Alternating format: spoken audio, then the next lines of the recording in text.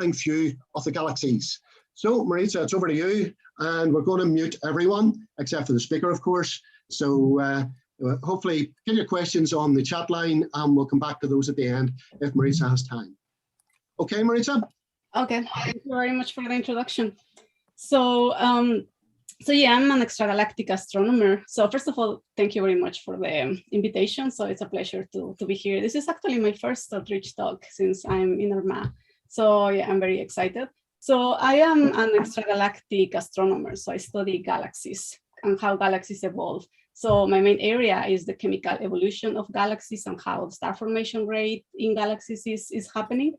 And recently I've been actually combining several multi-wavelength observations of the same galaxies together to obtain the most complete picture of how galaxies are evolving. And that's actually what I'm going to be talking about today. So, so first of all, I would like to talk about colors. So when you think about colors, so what do you think? Your favorite colors, you think about rainbows. And I want to make very clear that all of these colors are actually just like a very tiny part of the electromagnetic spectra that we are seeing.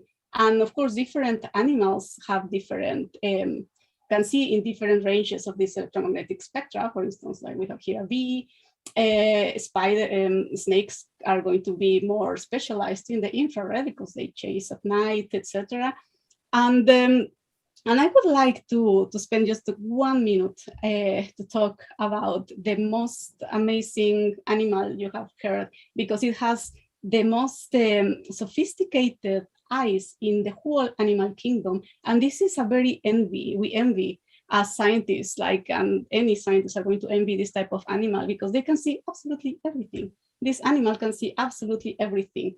So, and this animal is the mantis shrimp. You can see the eyes. So those eyes are really so sophisticated because they can see mostly the whole electromagnetic spectrum.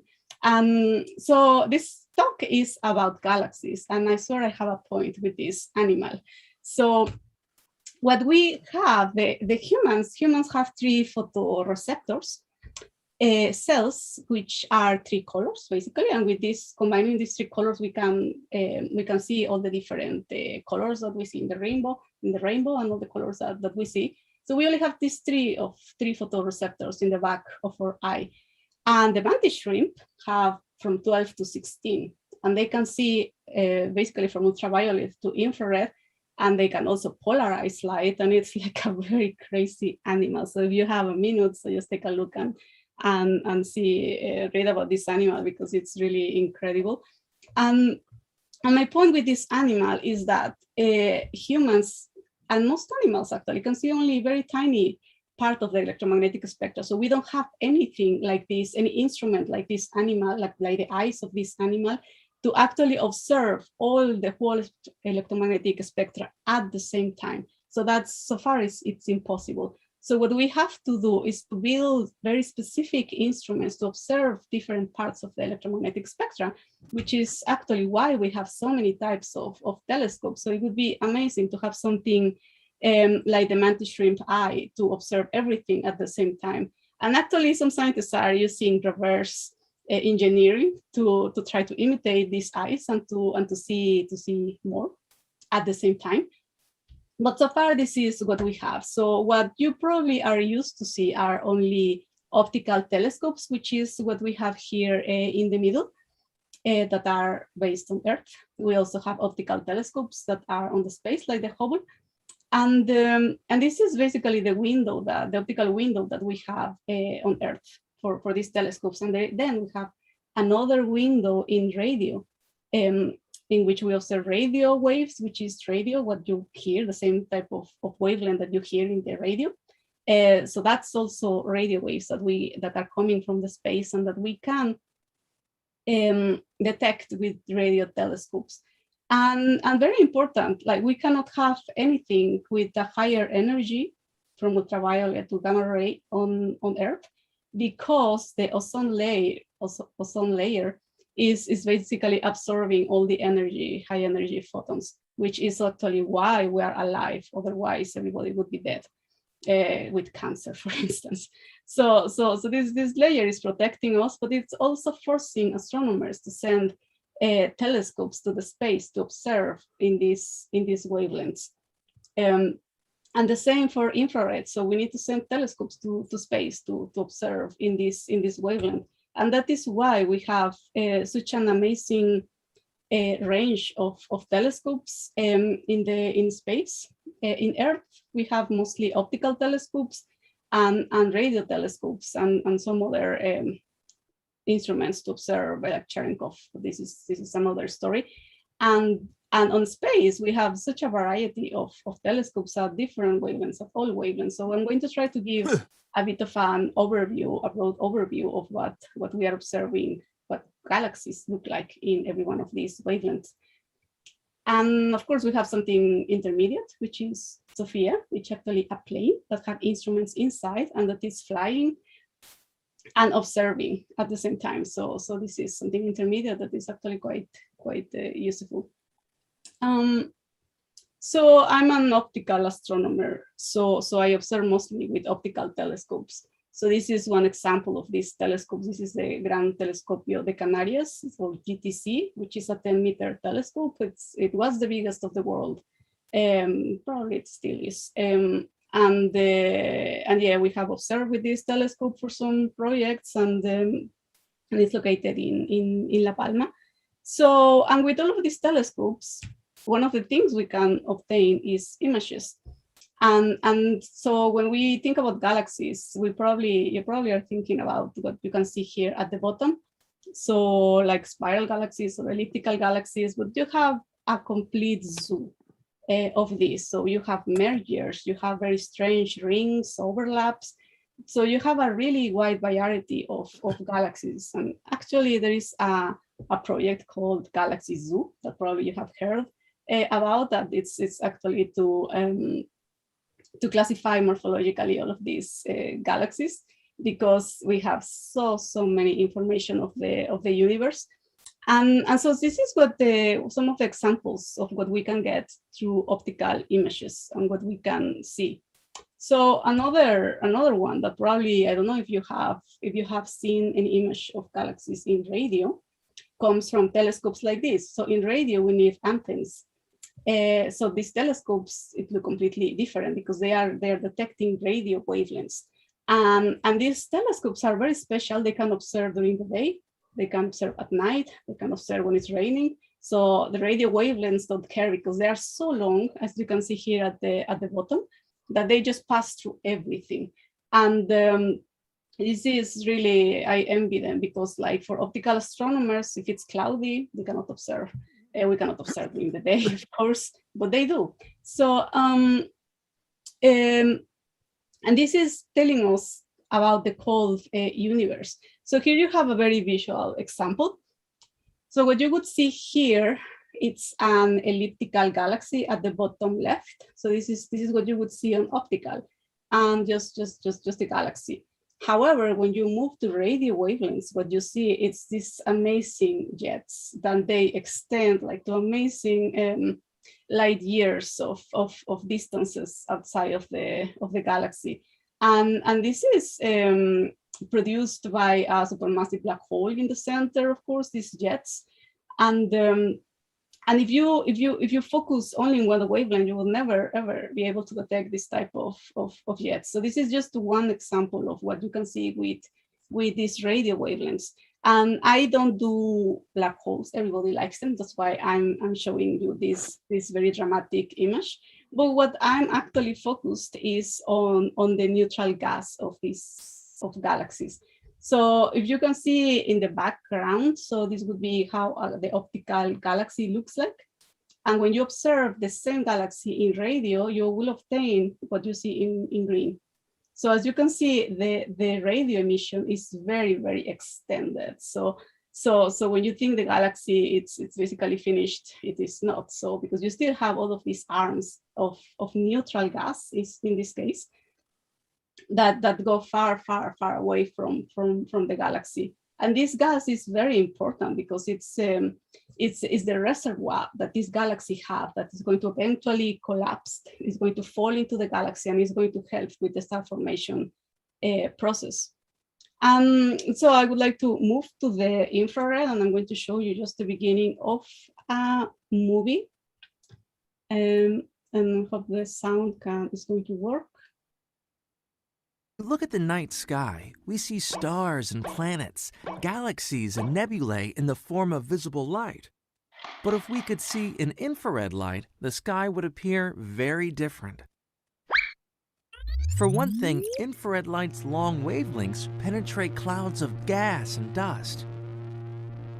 The shorter wavelengths of visible light are stopped and scattered as they fight through collections of particles.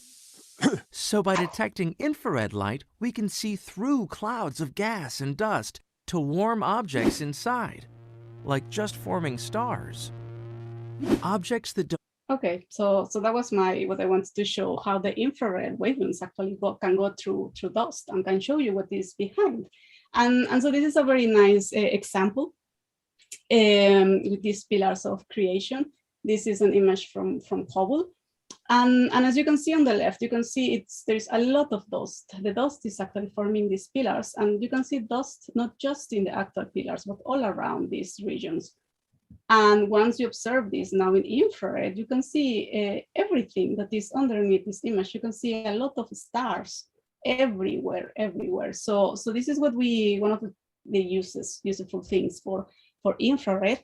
And it's not just that. So another thing we can do with infrared is that a lot of dust is being heated, literally dust that is in the galaxy is being heated, and this dust re-emits in infrared now. So this is actually helping us to trace the dust in the galaxy and where it is. And you can see that example clearly here. In the top, you can see how a galaxy would look like in the visible, and at the bottom, how it looks like on the infrared. So you can see perfectly nice structure that is formed by all of these dust lanes in this galaxy. And another very visual example comes from M82. So on the left panel, you can see how the optical image look like. You can have a hint here of what something is happening in the center. You can see these dust lines coming out of the center of the galaxy. And once you look at this in the infrared, so it is completely, it blows up your mind, because you can see so strong winds that is taking material outside of the galaxy. And you know, if you only have visible, you only see one part of the story of what is happening in all of these galaxies. So this is just a few examples of what we can see through the infrared. And now, if we move now to the other end of the spectrum with ultraviolet. So as I mentioned, all ultraviolet detectors, telescopes have to be on the space, because the atmosphere is blocking all the ultraviolet emission. And so this is a galaxy. We also have the Hubble. Hubble also can observe in the ultraviolet. It's not just optical. And so what the ultraviolet is telling us, so this is a very high energetic photons. And what it's going to tell us is newly formed stars that are blue, the stars that are emitting in very short wavelengths, very energetic wavelengths. So, and you can see here how it looks like. So here you're tracing all these newly formed stars. And even this that looks like a small piece of gas. So you can see that it's very energetic on the ultraviolet. So there's a lot of stars being formed in this small blob of gas. And just going through a bit more energetic part of the spectrum with X-rays. So we have two very clear examples of telescopes with Chandra and new stars. So X-rays, that's going to be, it is a very energetic part. So what is going to give us something so energetic is going to be something very specific. So in a galaxy, what we are going to detect here is either the center of the galaxy. If we have, for instance, a supermassive black hole with an accretion disk, so we are going to have a lot of X-rays from this accretion disk. But as you can see here on the right image, it's not just the center what is being lighted in X-rays. You have also a lot of things happening here, gas that is being heated at very high temperatures, and you can have different things here. For sources of X-rays that are not in the center, You can have, for instance, now stellar black holes in which you can see the accretion disk of now a stellar black hole. And you also have something called ultraluminous X-ray sources. And these sources are still a bit of a debate. It's a bit, the origin of this light is being studied by astronomers. But we still don't know what's the origin. It can be also black holes or maybe intermediate mass black holes, which we are also searching for them. So this is still a bit of a debate. People is researching what is happening. Why are we seeing these very punctual ultraluminous X-ray sources? And so these are some of the examples of what we would see with X-rays. And now what happened when you put everything together? So if I'm sure there are a lot of amateur astronomers, astrophotographers in here.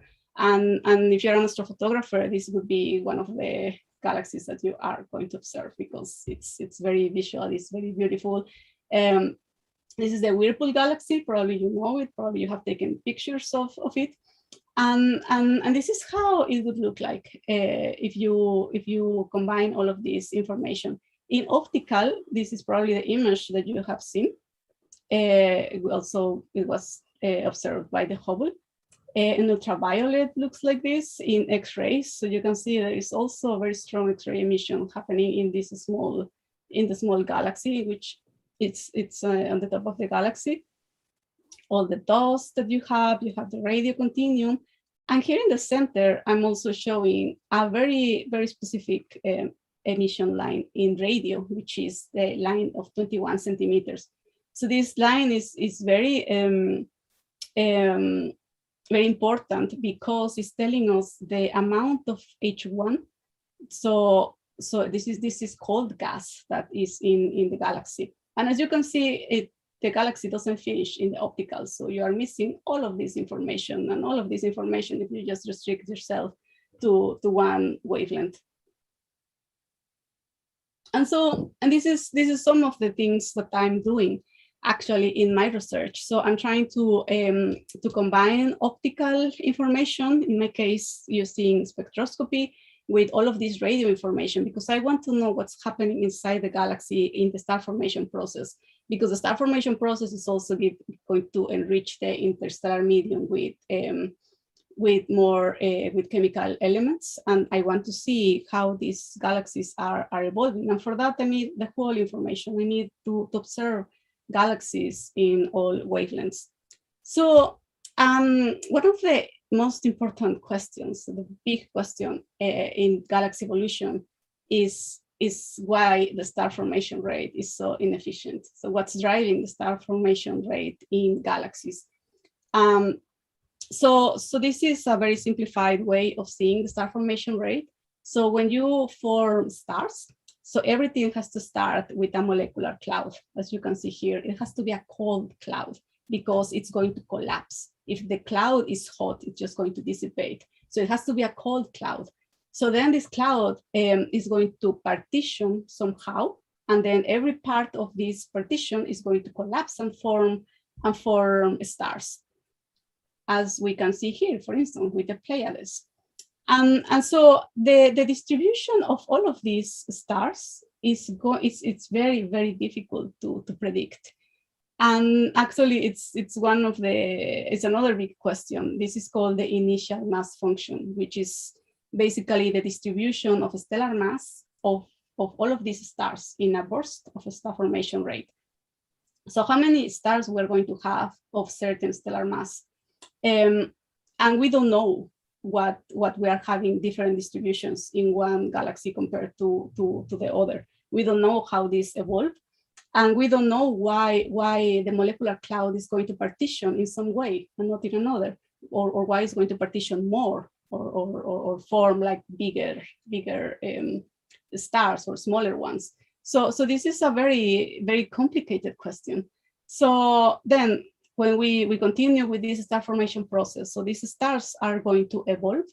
So we have a lot of thermonuclear reactions inside in which you are converting hydrogen to helium, then in carbon, nitrogen, etc. So, and we are going to start forming heavier elements. And then eventually, when these stars are running out of fuel, they are going to explode either with a nova or a supernova. And all of this gas is going to be ejected to the interstellar medium. And then the cycle comes back. And now we're going to form stars that are going to be more chemically enriched. And so this looks simple in this cartoon. However, remember that all of these clouds are inside a galaxy, and a galaxy it is another very complicated. There are very complicated things happening in a galaxy because it's going to have external and internal effects. So external, for instance, there are galaxy mergers, and this is an important thing because at least 50% of the galaxies belong to a pair or to a small group or to a cluster or to a filament. So galaxies are not alone. They are continually interacting with other galaxies. So that's complicating a bit more where the gas is going. How is it moving from one galaxy to another? We also have another different processes, for instance, from pressure stripping or minor mergers. And this is what's happening outside the galaxy. There are things also happening inside the galaxies. For instance, secular processes. And secular means just the very slow processes. For instance, a gas that is being driven from one place to another with the bar of the galaxy. Or if you have an AGN, an active galactic nucleus inside the galaxy, that complicates everything because if there's an AGN, that can also start ionizing the gas in the whole galaxy. So as you can see, the problem gets more and more complicated. So how do we attack this problem? So one of the ways that I'm doing is to use optical spectroscopy. And so this, what I'm working with mainly are spiral galaxies, which is most of the galaxies that I have shown. And these galaxies have a lot of ionized gas. So this gas is going to, the electrons that are in the atoms of this ionized gas is going to start moving from one level to another. So imagine an electron that is in a higher level. When it moves down, it's going to emit a photon. And these photons are very, very specific depending on the chemical element that you have. For instance, hydrogen have very specific lines that are always at the same wavelength because the levels in the atom are very specific. So if we know the wavelength, basically we know the chemical element. The easiest and simplest one is, of course, the hydrogen. And here are another examples of neon and iron, where you get way more levels of energy in the atoms. And of course, the spectra gets more and more complicated. So what we have basically, when we put this in a two-dimensional plane, is going to be a spectra that looks like this in the upper part, where every one of these emission lines correspond to every one of the levels in which these atoms are jumping. And how does this look like when we see the spectra of a galaxy? So this is a galaxy observed by the Gamma survey. So this is a survey I belonged to when I was in Australia. So I worked for about 4 years at the Australian telescope. So I observed a lot with the Australian telescopes. And this is one of the galaxies we observed. We observed 300,000. So you have an idea. So a lot. And so this is a typical spectra of a emission line galaxy. We have here H alpha, we can see lines of nitrogen, sulfur. So, and we can detect everyone because they're, as I said, they're very specific. So when we have a line, we basically know what line it is. And if it is not, there are researchers that are working with more complex molecules and doing experiments in the laboratory here on Earth to actually predict what line it is. So there are very substantial databases with all the possible lines you can find. So if you see a line, it has to exist. Well, you can probably reproduce it somehow on Earth. And so this is an example. And as you can see here at the bottom, I'm indicating with this red circle the optical fiber So this is the light we are collecting from this galaxy and that we are using to have this spectra. And so the first thing, of course, is that you are not mapping the whole galaxy. So you only have the information of the center. And this is the case for a lot of galaxies that are very nearby. So they have a very large angular resolution. And most of the instruments have these fibers fixed. So for instance, Sloan has a 3 arc-second fiber, Gamma had 2 arc-second fibers. So these fibers are what it is, and we cannot change it. But this is also going to change a lot depending if the galaxy is nearby or if it's more far away. If it's far away, it's likely the whole galaxy is going to enter in the optical fiber. So this is a bit one of the caveats we have when we do these very large surveys like Gamma or Sloan, which actually came first. This was a very important, this is still a very important survey because it marked an age of the large surveys in astronomy. So I've shown like one galaxy, but this one galaxy by one galaxy, but this survey observed almost like 1 million objects, and it mapped the whole, a quarter of the sky in the northern hemisphere. It observed for years, and they had a very specific telescope. This is the Sloan telescope to do this. This is in the US. And they observed specifically just for this instrument, thanks to a lot of donations, actually. And they gave us like the most largest and amazing database of optical and imaging for hundreds of thousands of galaxies. And so once we have all of these galaxies, so what can we do? So this is where all my training comes from. What we do actually, one of the things we do is to work with scaling relationships. And here, scaling relationships is one variable that is going to scale with the other. And you can think about galaxies, think about elephants. So if you measure, for instance, different elephants of different ages, you will have that if you measure the size of the skull and the legs of the small ones, and then you go to larger and larger, and you go to the largest elephants, you're going to find this, which is very obvious. Because we have seen elephants. Now imagine you have a zoo of galaxies. You only have snapshots of galaxies taken at different stages of the galaxies. So then we have this snapshot, so we measure. And this is one of the scaling relationships that is very famous, that I work with a lot. This is called the mass metallicity relationship. And what you see here at the in the horizontal axis is the stellar mass of the galaxy. And here you have the amount of oxygen abundance in this galaxy, which I call metallicity. So, and what this is telling me, basically, every point here that you see is a galaxy. So this is 64,000 galaxies. And this is very important because it's telling you how all of these galaxies are evolving. So what you're seeing here is that all the small galaxies have a very low metallicity compared to all the big galaxies here that have a very higher metallicity.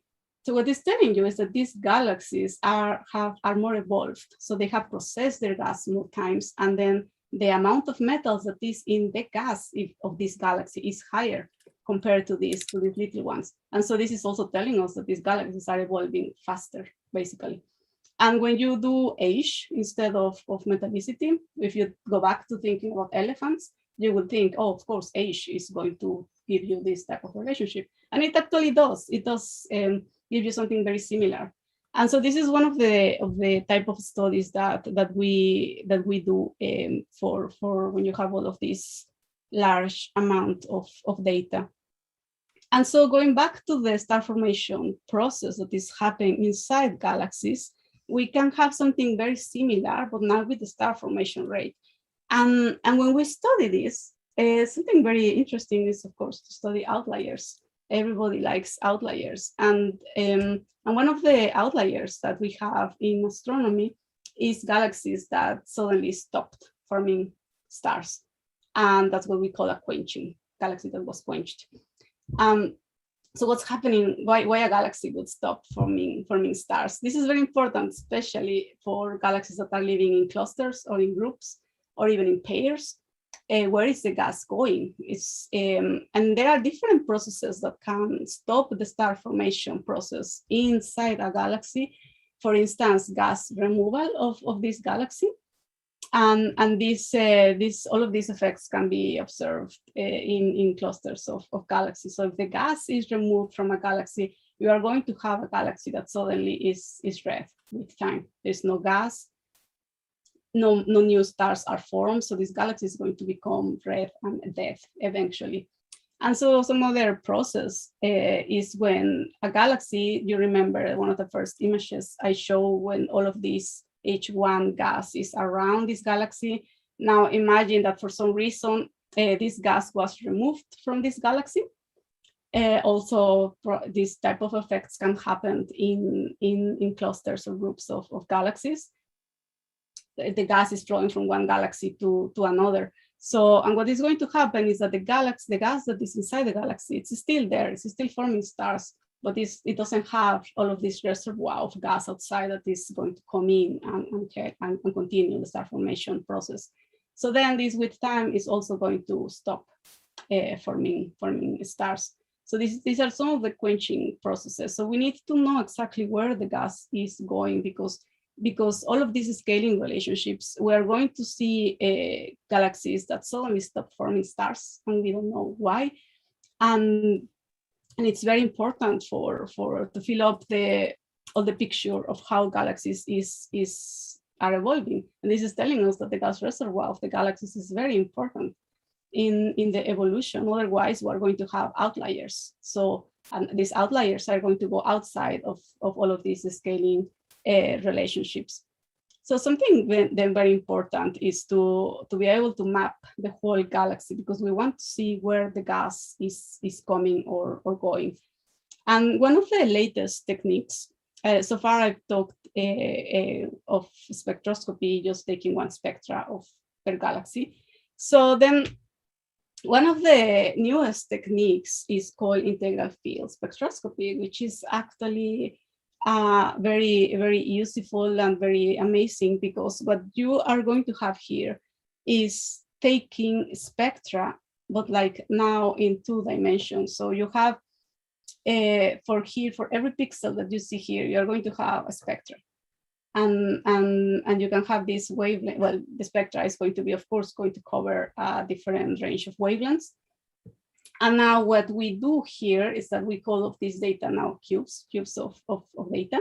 And there are different ways in which you can take hundreds or thousands of spectra at the same time. You can do it either with long slit, or you can do it with fibers. A lot of instruments have, for instance, all of these would be covered with like optical fibers, in which every fiber is going to take individual spectra. So there are different instruments attack this problem in a different way, but at the end you will have a spectra per pixel per element of resolution of a galaxy. I'm saying galaxy, but of course you can observe whatever you want. And so this is actually another game changing for astronomers, because now we have resolved information for a large sample of galaxies. You can see here, for instance, MANGA is the second generation of the Sloan surveys. And you can see here the example of the fibers, in which every one of these circles corresponds to an optical fiber, and every one of these fibers is going to take an optical spectra. And then if you point a galaxy, so then you're going to have a 2-dimensional map of this galaxy. And this is going to be like very, very important to observe how galaxies are evolving, because now we have spatial information. And we have different surveys, as you can see here: Atlas, MANGA, PANX, NEWS, GASP, and more. I'm working in one here at AOP called Fornax 3D, which is observing the Fornax cluster. So we want to see what's happening in the Fornax cluster. Where is the gas going? How are the metals throughout the galaxy, and how is this affecting the cluster environment? How is it affecting the star formation processes in galaxies? And these the effects that you can have in clusters, they can be really violent. For instance, this is one of these surveys, GASP, which is studying stripping phenomena in galaxy. And you can see here where the gas is being stripped away of this galaxy. And this of course is an extreme example. But you see, so it's the star formation process and how galaxies are evolving. It's a very complex problem when you take environment into account.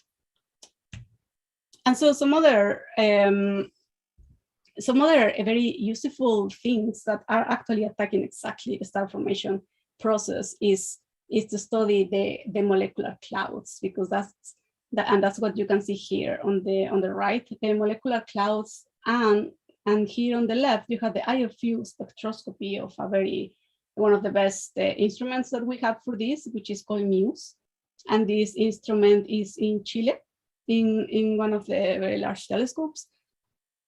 And this instrument is giving us a very high resolution of what you're observing. And here you can actually see individual clouds of the gas ionized, and also using other instruments like, for instance, ALMA in radio, you can actually see the molecular clouds. And this is a game changer again, because now we can actually see how is the star formation process in galaxies, what is happening. And if you put these two informations together, this is one of the most beautiful images that you are going to see, hopefully, because here you have an image reconstruction of MUSE and the molecular clouds with VLA. So these two instruments are two of the best instruments in the world. So these have the highest resolution ever. And you can see all these star formation regions. You can see bubbles.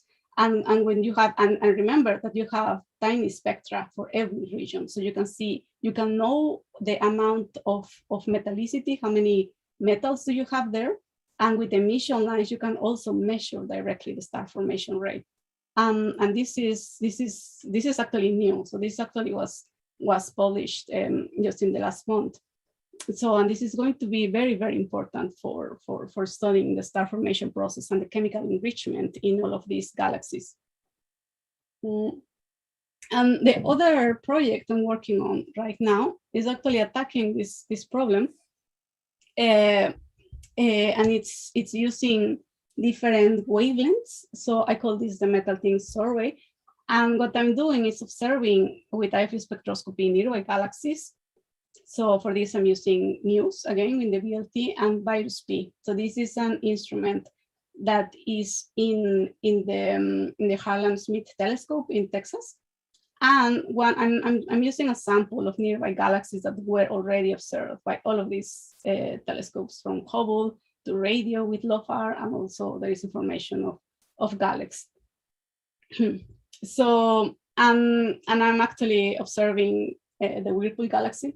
One of the things with these nearby galaxies is that probably when you look for spectroscopy, you might find long slits, for instance, that just cross the galaxy. Oops, sorry, long slit spectroscopy. Or if it's a fiber spectroscopy, it's going to be probably of a tiny thing. But like so far, there hasn't been, there is no data of IFU spectroscopy of these galaxies because it's very time consuming. So every time I observe with virus P, in this case, you can see here in the left image, this is just the center of this galaxy, it's exactly the same. So you can see here the field of view of virus P. I picked this instrument because it has the largest field of view in the world. This is 100 by 102 arc seconds. And every circle here is an optical fiber, and it has 4.2 arc seconds of diameter. And I'm going to have a spectra per optical fiber. And what I do to fill up the gaps, it's just to do 3 liters. So I can have a full map of this galaxy. And as you can see, this is just one pointing with the telescope. If I want to do the whole galaxy, I need to do a mosaic and observe different pointings and then put everything together. So this actually takes a lot of time. So that's why it's very difficult to get to see a map with IFU spectroscopy for all of these nearby galaxies.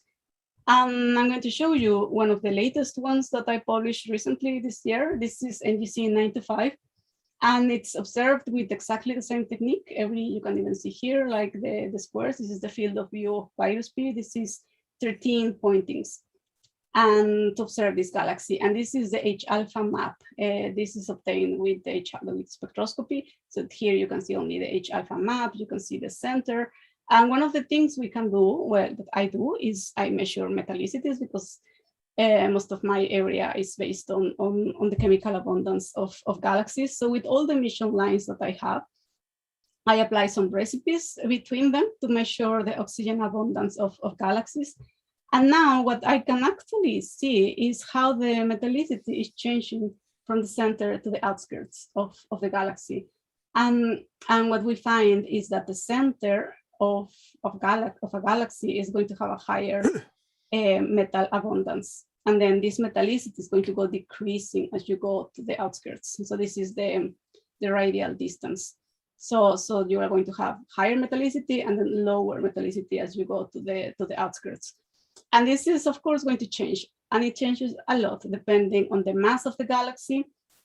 If you have also these galaxies in a cluster environment, it can change a lot. If you observe one of these jellyfish galaxies that I showed before, this gradient can go super, it's going to become super large, because we're going to be able to measure higher radial distances.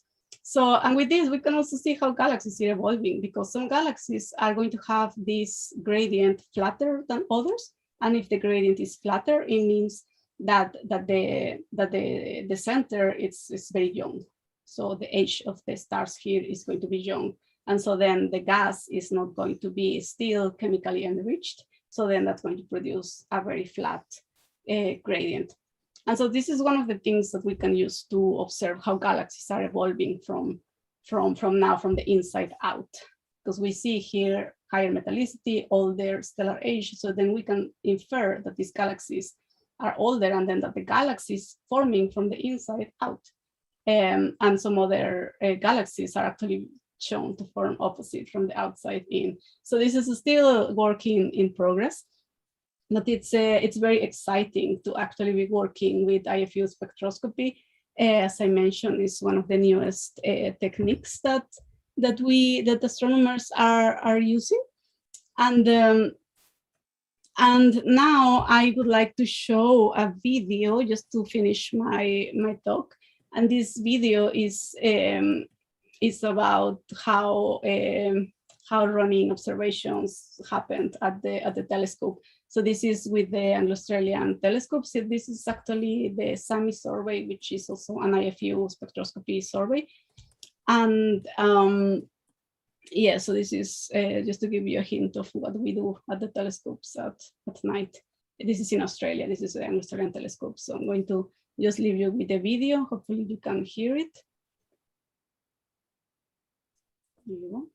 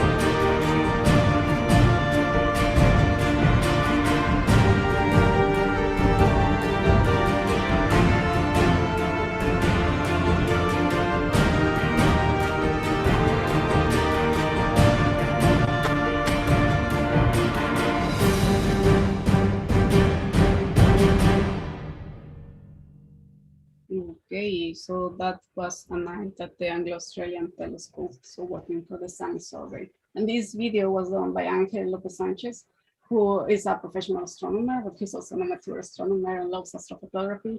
And yeah, so this is in the southern hemisphere. So you saw the small and the large Magellan clouds, which are amazing. If you have ever been in the southern hemisphere, that's something you can see only in the south. So, and the Australian sky is great. It's really, really incredible. I really enjoyed my time there. And so I'm going to finish my talk. Oops, no, I don't want to say it again. So I'm going to finish my talk here. So thanks very much. And so I'm going to take questions. Maritza, thank you very much indeed. That was absolutely brilliant. And what an ending to show us the sort of skies we exactly don't get in Bangor, unfortunately. You're happy to take a few questions? Yeah, of course.